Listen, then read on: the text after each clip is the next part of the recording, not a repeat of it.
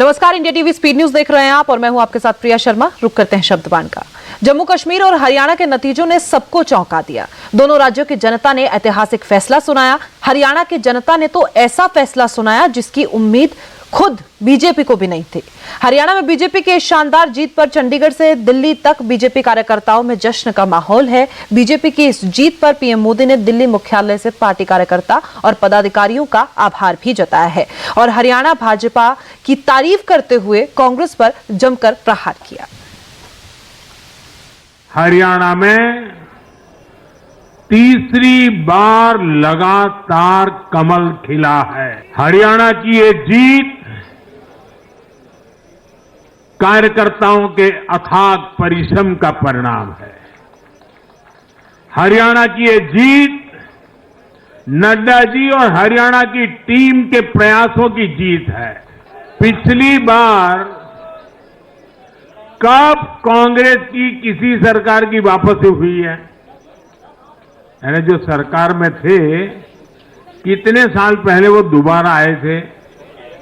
करीब 13 साल पहले 2011 में असम में उनकी सरकार लौटी थी, बाकी एक भी नहीं लौटी।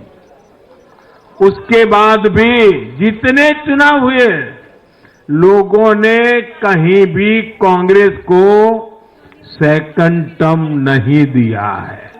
आपको जानकर के हैरानी हो जाएगी दोस्तों, देश में कितने ही राज्य हैं जहां कांग्रेस कभी 60 साल पहले वहां थी, कहीं पर 50 साल पहले थी, कहीं पर 40 साल पहले थी। 50-60 साल से वो सत्ता में आई ही नहीं है। देश के ज्यादातर राज्य के लोगों ने कांग्रेस के लिए नो एंट्री का बोर्ड लगा दिया है। हरियाणा में बीजेपी ने जीत की हैट्रिक लगाई तो मुख्यमंत्री नायब सिंह सैनी ने इस जीत का पूरा श्रेय प्रधानमंत्री नरेंद्र मोदी को दिया। साथ ही पार्टी कार्यकर्ताओं और पदाधिकारियों का आभार जताते हुए कहा कि पीएम मोदी की नीतियों और उनके काम पर जनता ने एक बार फिर से मुहर लगा दी है। मैं हरियाणा के 2 करोड़ 80 लाख लोगों का दिल से धन्यवाद करता हूं और अपने लोकप्रिय प्रधानमंत्री, विश्व के नेता आदरणीय नरेंद्र मोदी जी, ये पूरा का पूरा श्रेय मैं आदरणीय मोदी जी को देता हूं। उनके आशीर्वाद से, उनकी गाइडलाइन के अंदर उनकी जो नीतियां हैं, उन नीतियों के ऊपर हरियाणा के लोगों ने मुहर लगाई है। ये सरकार हरियाणा के गरीबों ने, हरियाणा के वंचितों ने, हरियाणा के 2 करोड़ 80 लाख लोगों ने इस सरकार को चुना है और हम आदरणीय मोदी जी के नेतृत्व के अंदर गति से आगे बढ़ेंगे। वहीं हरियाणा के पूर्व मुख्यमंत्री मनोहर लाल खट्टर ने कहा है कि हरियाणा की जनता को नरेंद्र मोदी पर पूरा भरोसा है। पहलवान हो, किसान हो या फिर जवान, सबने बीजेपी को वोट दिया है। सबने पीएम मोदी के नाम और काम को पसंद किया है। इसलिए ये जीत नरेंद्र मोदी और पार्टी कार्यकर्ताओं की जीत है।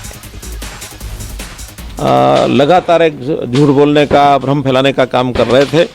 जनता ने कांग्रेस की बात को नकारा, भारतीय जनता पार्टी की बात को उन्होंने सराहा, स्वीकार किया और मैं समझता हूं कि एक जनता ने एक ऐसा संदेश दिया है कि मोदी जी के जो सरकार की नीतियां हैं, मोदी जी की जो उपलब्धियां हैं, जो हमारा काम करने का तरीका है, कार्यपद्धति का, वो जनता के ऊपर असर कर रहा था और जनता ने उसका प्रत्युत्तर में भारतीय जनता पार्टी की हरियाणा में तीसरी बार सरकार बनाई है और ये अपने आप में एक रिकॉर्ड बना है कि हरियाणा में आज तक किसी भी पार्टी की लगातार तीसरी बार सरकार नहीं बनी थी।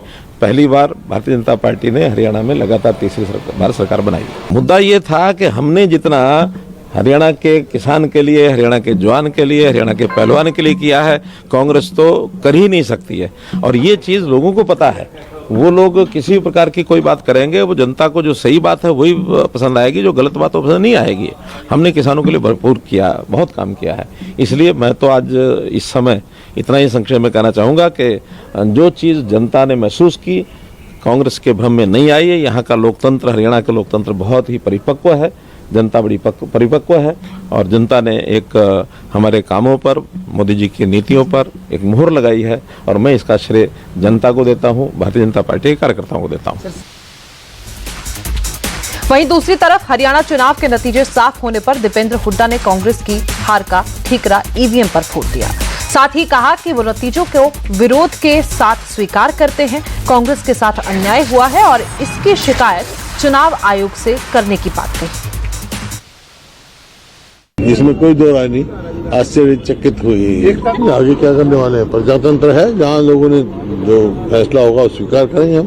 लेकिन जो है कहाँ कुछ रही है तंत्र में, कहाँ कुछ हुआ उसकी जरूर हम जयराम जी ने कहा है कि शिकायत जाएंगे। जयराम जी ने कहा है कि इस रिजल्ट को कांग्रेस स्वीकार नहीं करेगी, इस रिजल्ट को अंडर प्रोटेस्ट हम स्वीकार करेंगे। अब लोकतंत्र है ये, और तंत्र एक अलग चीज होती है। तंत्र का कितना रोल है इसकी जांच करेंगे हम, क्योंकि बहुत सारी सीटें थोड़ी थोड़ी वोटर से आ रहे हैं, हम थोड़ी थोड़ी वोटर से आ रहे हैं और कई जगह से शिकायतें भी मिली हैं।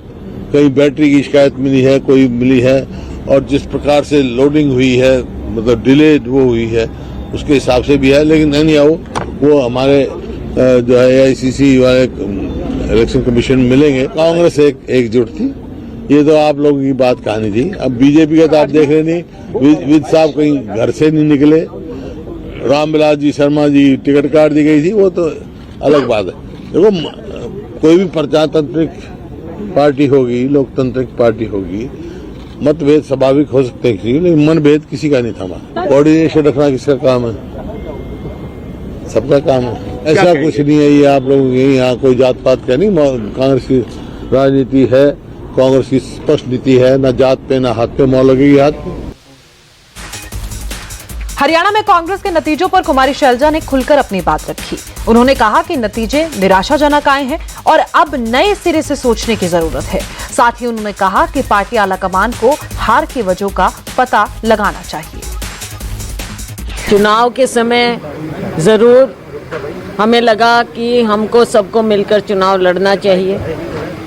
बहुत कुछ होते हुए हमने सारी चीज़ें ढकते हुए चुनाव लड़ा, मिलकर चुनाव लड़ा, लेकिन जिस तरह से उसके as a run up election तक और इलेक्शन के दौरान बहुत सी बातें हैं।